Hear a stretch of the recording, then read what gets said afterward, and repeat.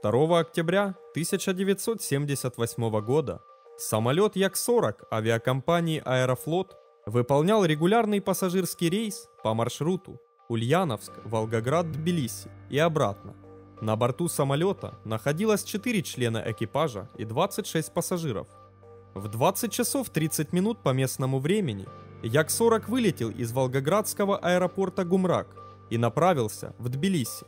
Полетный вес и центровка не выходили за пределы установленных норм. Весь полет проходил в штатном режиме. При подходе к аэропорту назначения самолет начал снижаться на автопилоте. На высоте 2400 метров произошел отказ основной гидросистемы. Возникли предельные нагрузки по продольному каналу, в связи с чем автопилот отключился. Стабилизатор остался в полетном положении 0 градусов.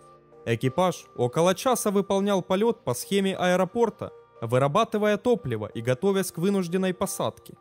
Экипаж попытался включить аварийную гидросистему, чтобы выпустить шасси и закрылки, действуя согласно руководству полетной эксплуатации, в котором схема действий была описана не полностью.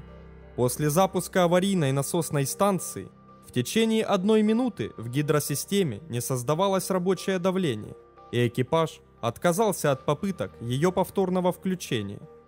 Экипаж принял решение на вынужденную посадку на грунтовую взлетно-посадочную полосу, без выпуска основных опор шасси. Руководство полетной эксплуатации в этом случае рекомендовало выпустить переднюю опору шасси с помощью ручки механического выпуска, хотя посадка на переднюю опору шасси значительно увеличивает пробег по сравнению с посадкой на фюзеляж. После нескольких минут обсуждения командир воздушного судна принял решение действовать согласно руководству полетной эксплуатации. Передняя опора была выпущена и встала на замок. На предпосадочной прямой двигатели были переведены на малый полетный газ. Выпустить закрылки не было возможности. Скорость превышала допустимую на 30 км в час. По причине малого остатка топлива, ночных условий и горной местности, командир решил не уходить на второй круг и принял решение на посадку. На скорости 250 км в час Як-40 коснулся полосы передней стойкой и помчался по ней, почти не снижая скорости, на расстоянии 1264 метра от ее начала. Во время пробега скорость почти не уменьшалась.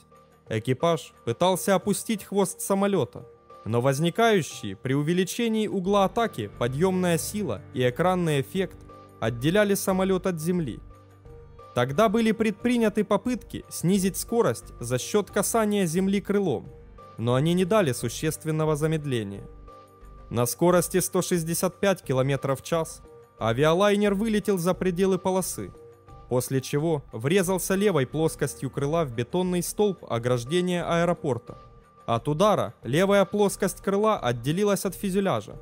Самолет развернуло влево на 90 градусов, и он продолжал движение боком. Передняя опора шасси при движении юзом зарылась в грунт, в результате чего кабину экипажа отломило по 8-му шпангоуту и повернуло на правую сторону. Перескочив через кучу грунта, самолет упал в котлован с высоты 8 метров. Фюзеляж разломился в районе аварийного люка. Пилоны боковых двигателей отломились. Пожара при этом не возникло.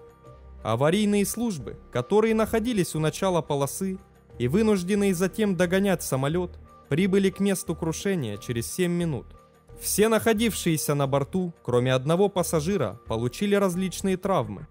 Но в данной аварии никто не погиб. Управление расследования авиационных происшествий установило: причиной аварии самолета является разрушение трубопровода заправки гидробака из-за замерзания в нем конденсата воды. Нарушение герметичности гидромагистрали привело к падению давления наддува в гидробаке, создаваемого двигателями, и послужило причиной отказа аварийной гидросистемы, что является недостатком конструкции в обеспечении автономной работы гидросистемы, что привело к невыпуску основных стоек шасси, закрылков и в дальнейшем посадку самолета на фюзеляж.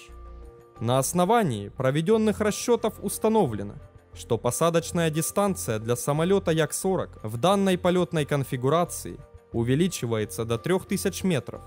Руководством полетной эксплуатации это не предусмотрено и не могло быть учтено экипажем при расчете на посадку. Вследствие данного происшествия рекомендации руководства полетной эксплуатации о выпуске передней стойки шасси при посадке с отказом выпуска основных опор шасси была отменена. В руководстве полетной эксплуатации появилось предупреждение о том, что аварийная гидросистема работоспособна только до высоты 2000 метров и что время выхода насосной станции на режим 3 минуты. В руководстве полетной эксплуатации добавлена рекомендация о выключении среднего двигателя в полете для уменьшения скорости.